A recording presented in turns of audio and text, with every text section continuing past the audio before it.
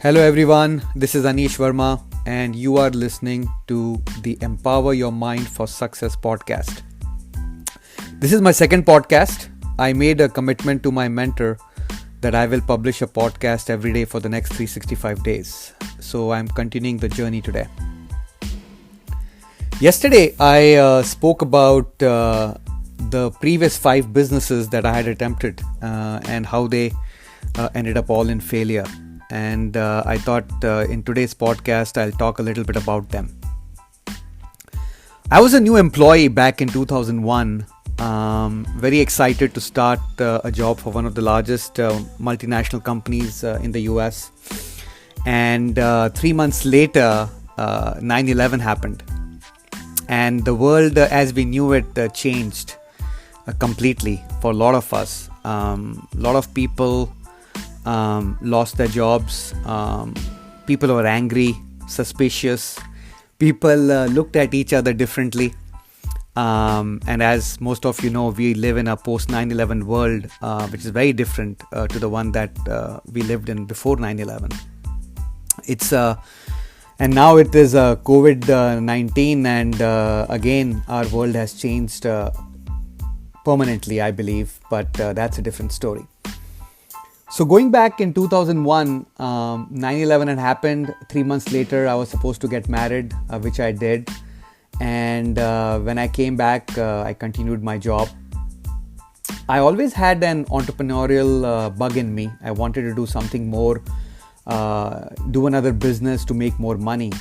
And that energy, that desire was fueled further when 9/11 happened and when I saw the things happening around me. I knew I could not rely on one source of income, or could not rely on things working out as if it would for everybody. You needed to have a backup plan. And that's when I started looking. I knew I wanted to do an online business, but I started looking around to see what else is out there, and that's when I stumbled across my first business.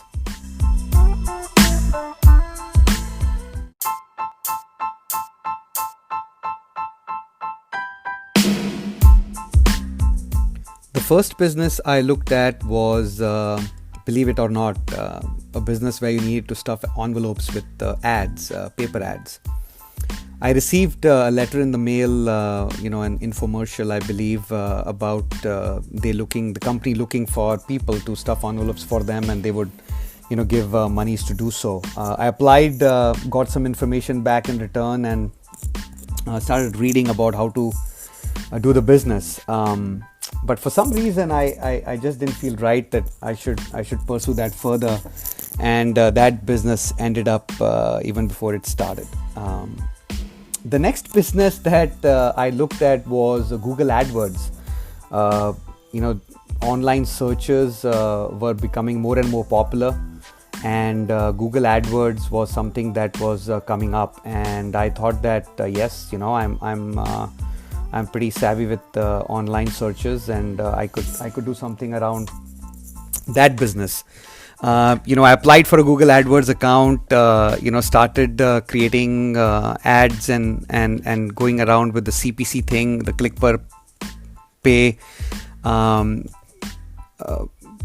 of a thing in those days. But anyway, I invested some money in that, but that didn't take off. I was expecting to make money pretty quickly, but it didn't work out. And, I felt that is something that might not work out for me, and I stopped that business as well. So that business ended up. But I was looking online. There were so many opportunities out there. I might have filled up some forms and applied for getting more information. And one day I got a phone call from a person who said that, hey, I got your application, and I heard that you're looking for an business opportunity. And one thing led to the other. We ended up talking for about half an hour, and she said, you know what, I would like you to meet my mentors. And I said, yeah, that sounds good. And that's what we did. We scheduled another meeting, got into another telephonic conversation in a couple of days, and the guy told me that they are in network marketing, and network marketing is a great business to be in, and that's what I looked at, and I got excited about it, and I said, yeah, let's do this. It sounds good. All I have to do is get some products out there and build a team. I invested money in that, quite a bit of money, to get started. Started getting leads and started talking to people, and started getting coached and mentored there as well. But I guess I was not ready. I guess I was not mentally ready for that kind of a business that required me to sell products. I was working in the IT space, and my job in this IT company was more around being a business analyst kind of a role, and I was not selling anything there, so I guess I didn't have the right skill sets. The other thing was that the mentor that was coaching me about this business was rough around the edges with his leadership skills, I would say. He yelled a lot, trying to inspire, trying to teach, and I don't think that style gelled with me, and I thought that this business will not work. And I think in a few months I gave up on that business as well, and that didn't work for me either. So that was the end of business number 3. But like I said, I was always looking, and when you are looking, people find you, and that is when I ended up getting a mail about a business seminar in one of the hotels in my area. And I went and attended that business seminar, and it was about cash flow. It was about a cash flow business, about identifying people who had promissory notes and how you could encash those promissory notes and make money. The business sounded great. It was very well presented. There were a lot of success stories, and I thought, if they can do it, so can I. I have all the qualifications, the educational background, and I can go about finding those notes. And I spent time doing that as well, team. Looked at it, studied the business a little bit, but that did not work for me either. And so that business came to an end after a few months. And again, I think with my employee mindset, I was looking for faster returns, quicker returns than usually happens in a business. Again, maybe I was not ready mentally for that kind of a delayed results. So that business did not work out, and I was thinking to myself, all these businesses that I'm getting commercials for, either on television or in mail, all these existing businesses just don't work. They might have worked in the past, but in the information age, they will not work. And that's when I decided that my next business, my 5th business, would be a business that I would build an app. I believe it was 2012, 2013 time frame when I had a great business idea, and I got together with a friend of mine, and we decided to build an app. Apps were the in thing in those days. Apps were very popular on the the Apple platform and the Google Play Store platform as well. And we said, let's build an app. We are from the IT field. We help companies build applications and apps, mobile apps. Why can't we do it for ourselves? Sounded like a good idea. So a good friend of mine and I and another friend of mine, with 3 of us got together. We discussed the idea. We said, hey, we need to build a business plan together, which we did. And we all got ready to launch the business. And we said, what, first things first, we'll have to set up a business account, invest some money, each of us, and find the right company to build the app for us. So we all drove to the business bank. We drove in separate cars, and one of the business partners said, hey, I don't think this is for me. I don't think I want to do that.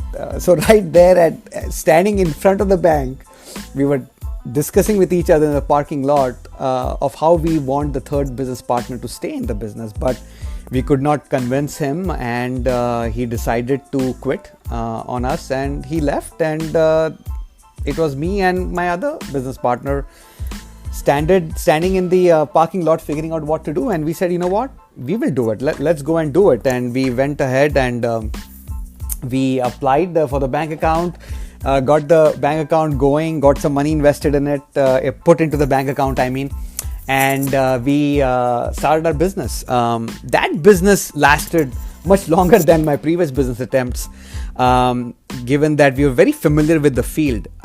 We wrote requirements for the app. The app was supposed to be in the health space. We were building an app around physical activity tracking. We found someone in India to build the app for us, but that didn't go pretty well. We lost some money, but didn't get the results that we are looking for. Then we found another development company that we thought would be able to help us build the app. You see, me and my business partner, we were both very good from a business perspective, but we did not have development skills.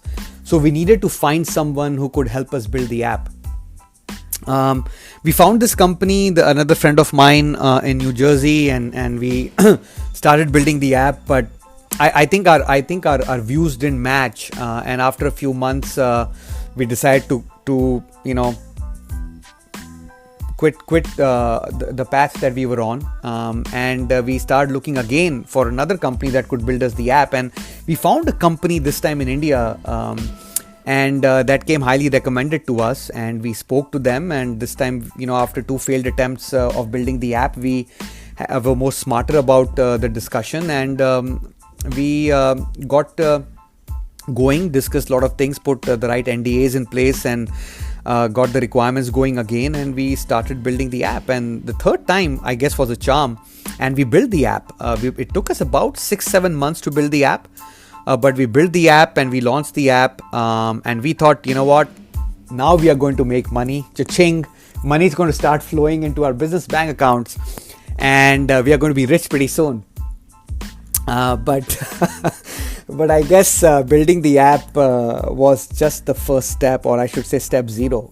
The bigger challenge was to market the app and have users using it. So we started talking to a lot of friends who were already using physical activity trackers, the Fitbit, the Jawbones. There were like at least half a dozen physical activity tracker manufacturing companies out there. And a lot of our friends were using one or the other activity tracker. So we got them, onto our app. We gave them free access and we started using it. But we could not find a way to monetize it. After about 2 years, the app was launched since the inception of the idea, and we were struggling to make monies. We spent a lot of money in building the app, given we went through multiple attempts and we put in all of our money and our savings to get this app going. But I guess, there is more to building an app. It's definitely not about the idea or the app itself. It's a lot about marketing. And by the time the app was launched, there were thousands and thousands of apps in the App Store. So getting eyeballs onto our app was not easy. And after a few months, we decided to shut the app down because we couldn't keep funding it to be supported. And we decided to shut down the business. And that was my 5th business attempt that failed on me. It was a very good learning experience. As compared to my first 4 business opportunities or the business attempts, I think we learned a lot this time because we put in a lot of effort. We decided that we can do this. We can definitely do this. We kept encouraging ourselves and trying to create a positive environment for ourselves, and we kept working on it. But eventually it didn't work. We had to shut it down. But there are 2 key lessons that I believe we learned in this business. The first lesson that we learned was, you need to have a very strong why or a reason why we are doing something. We were in the phase of, Twitter was built and Facebook was built. Who needed those apps? But people are using it. So we were building this app under the impression that we will build it and people will come. But that didn't work for us. So having a very good why or a business value to provide through the app to our users was very important. And I guess we could not articulate that pretty well. The second most important lesson I believe we learned from this experience was that having a mentor to help you, to guide you along all the steps is very important. You see, we were trying to find ways of executing each step on our own. We did talk to people to get us guidance, and we got a lot of it, but there wasn't one or a group of people who could show us the way, who have been there, done that, and were willing to help us. It was very difficult for us to keep going, and I think that was the second biggest lesson we learned, that there is no way we need to invent the wheel and relearn everything from scratch, when there should be people around who should be able to help us. But anyways, we didn't find a mentor like that, and we had to shut down that business, guys. So those were my 5 business attempts, over a period of years, and none of them worked. But I learned a lot, especially from the 5th business attempt.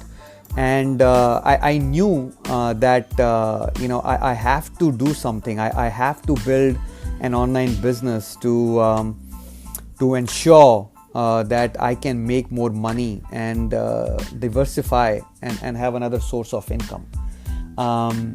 So those lessons learned was more kind of the epiphany that I had.